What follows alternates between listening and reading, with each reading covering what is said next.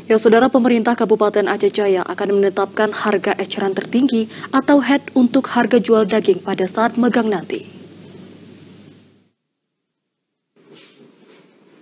Menjelang bulan suci Ramadan, harga barang sembako terus mengalami kenaikan.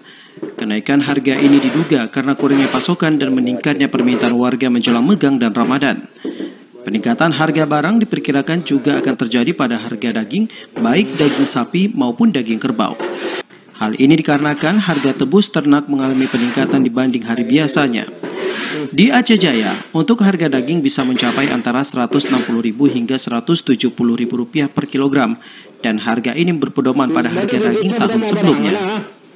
Berdasarkan data yang diterima dari Dinas Pertanian dan Peternakan Aceh Jaya, menghadapi megang kali ini jumlah ternak yang disiapkan mencapai 335 ekor, baik sapi maupun kerbau yang tersebar di seluruh kecamatan.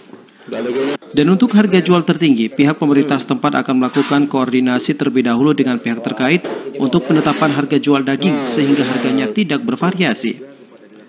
Bupati Aceh Jaya, Teguh Irfan TB menjelaskan, pemerintah kabupaten memastikan akan segera melakukan penetapan harga eceran tertinggi atau HET pada penjualan daging megang yang akan berlangsung dalam beberapa hari ke depan.